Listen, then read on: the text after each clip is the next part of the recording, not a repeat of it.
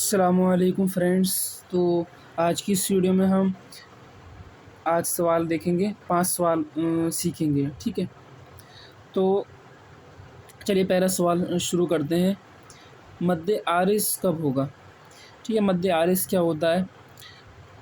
تو حروف مد کے بعد عارضی سکون ہو، یعنی وقف کی وجہ سے کوئی حرف ساکن ہو جائے تو مد عارض ہوگا، ٹھیک ہے۔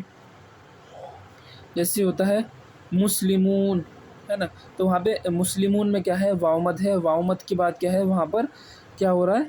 مد ہوگا، کیونکہ جو نون ہے مسلمون نہ تھا پہلے، بعد میں مسلمون ہو گیا، تو وہاں پہ کیا ہوگا؟ مد عارض ہوگا، کیونکہ وہ مد کے وجہ سے وہ نون جو ہے وہ ساکن ہو رہا ہے، تو وہاں پہ مد عارض ہوگا۔ مد لین عارض کیا ہو؟ یہ بھی اسی طریقے سے ہے نا، حروف لین کے بعد عارضی سکون ہو، یعنی وقف کی وجہ سے کوئی حرف ساکن ہو جائے تو مد لین عارض ہوگا۔ یعنی جیسے مان لیجئے کیا تھا؟ شفتینی، تو شفتین یعنی حروف لین کے بعد عارضی کیا آ گیا؟ یہ آ گیا سکون، تو ان دونوں میں جیسے مسلمون اور شفتینی، ان دونوں میں کیا ہوگا؟ مد ہوگا، اور اس میں ان دونوں میں ٹھیک ہے، یہاں پہ کیا ہوگا؟ مد حروف لین ہوگا، یعنی مد عارض اور مد لین عارض۔ اچھا، اب اس میں کہا گیا کہ مد عارض اور مد لین عارض کو کتنا کھینچ کر ہم پڑھیں گے، تو مد عارض اور مد لین عارض کو 1، 2 یا 3 الف یعنی 2، 4 یا 6 حرکات کی مقدار تک کھینچ کر پڑھیں گے۔ کتنی حرکات تک کھینچ کر پڑھیں گے اس کو؟ 2 یا 4 یا 6 حرکات کی مقدار تک کھینچ کر اس کو پڑھیں گے، ٹھیک ہے۔ چلیے، اب کیا زائد الف کسے کہتے ہیں اور کیا اسے پڑھتے ہیں؟ تو قرآن پاک میں بعض جگہ الف پر گول دائرہ کا نشان ہوتا ہے، ایسے الف کو زائد الف کہتے ہیں اور اس الف کو نہیں پڑھتے، ٹھیک ہے۔ قرآن پاک میں بعض دفعہ کیا ہوتا ہے؟ اس الف پر کیا ہوتا ہے؟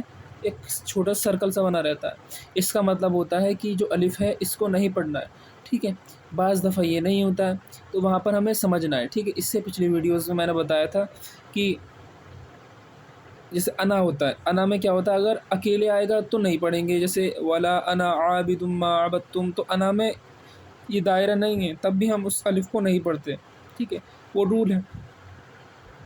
انا کا مطلب ہوتا ہے میں، اور میں اور پھر انا کسی کلمے میں اگر جڑ جائے گا تو اس کا معنی الگ ہو جائے گا، تو انا ہمیشہ انا نہیں ہوتا ہے، ٹھیک ہے۔ اسی طریقے سے اس پہ دائرہ نہیں ہے تو اس کو کیا ہے؟ ہم نہیں پڑھیں گے۔ اگر دائرہ ہے تو وہ آسانی ہو جاتی ہے نا، بہت سی جگہ میں دائرہ بنا رہتا ہے، اس کو پڑھنا ہی نہیں ہے، ٹھیک ہے، اور اس کو بھی سمجھنا ہے کہ کہاں کہاں الف کو نہیں پڑھیں گے، تو وہ بھی زائد الف ہے، ٹھیک ہے۔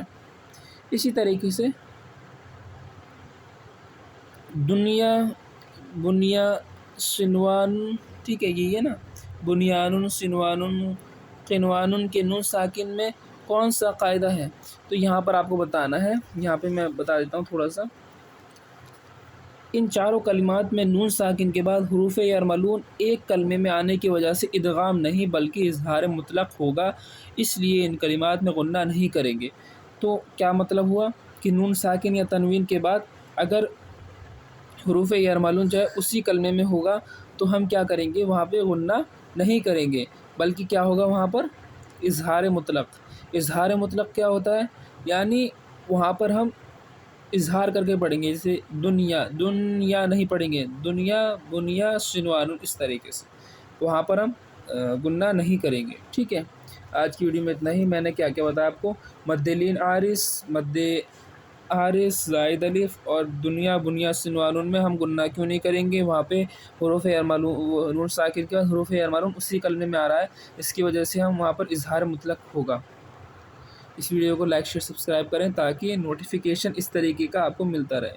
یہ سوال جو آپ دیکھ لیجئے گا۔